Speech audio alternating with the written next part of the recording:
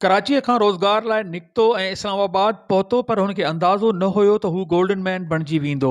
हूअ इस्लामाबाद जे रोडनि ते बीठल हूंदो आहे, पाण खे सोन जहिड़ो बणाए हुन इहो रोज़गार जो तरीक़ो ॻोल्हे लधो आहे। माण्हू ईंदे वेंदे हुनखे ॾिसनि त था, साणस मिलनि था, हूअ खेनि मुर्कूं आछे थो, पर जंहिं मक़सद लाइ हिते पहुतो उहो संदसि पूरो थियणु अञा बि ख़्वाबु बणियल आहे ऐं खेसि का नौकरी नाहे मिली सघी। इन हवाले सां हुनजो चवणु आहे, दुनिया में खोड़ माण्हू आहिनि जेके पंहिंजी असली सुञाणप लिकाए पंहिंजे अंदरि लिकल ॿिए इंसान खे साम्हूं आणीनि था।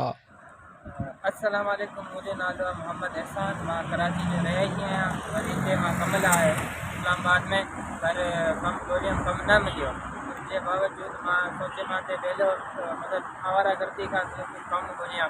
तॾहिं मां वटि मोबाइल हो, मां मोबाइल में ॾिसमि हिकु इंडियन स्टैचू आहे, पाण खे यूट्यूब ते कलर करे थो, बीहे थो, त कपिड़ानि ते पैसा वैसा ॾियनि था। मां सोचियो छा मां बि कमु स्टार्ट कयां। जॾहिं मां स्टार्ट कयो त माशाल्लाह इस्लामाबाद जे कपिड़नि सपोर्ट कया। मां हिनखे कमु सम्झी स्टार्ट कयो। मूंखे ख़बर न इहो आर्ट आहे। ऐं ही गोल्डन मैन यानी सोनो माण्हू बि उन्हनि मां हिकु लॻे थो।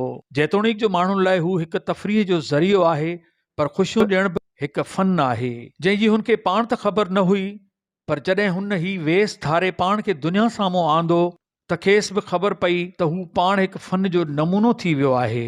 जॾहिं त इन फन में साणस खे केतिरियूं त ॾुखियाइयूं पेश अचनि थियूं ऐं दिलि में दर्द सांडियल आहिनि, पर तॾहिं बि पाण खे खेनि ख़ुशि रखणु आदत बणाए छॾी आहे। गर्मी हुजे या सीअ जो मुंदि, सभु सर्दियूं ऐं गर्मियूं अंदर में लिकाए हूअ मुर्क चपनि ते आणे ॿियनि खे ख़ुशि करण लाइ बीठल रहे थो ऐं खेसि मिलनि था त रुॻो चंद रुपया, जंहिंसां हू पंहिंजी ज़रूरतनि जी बाह विसाए थो।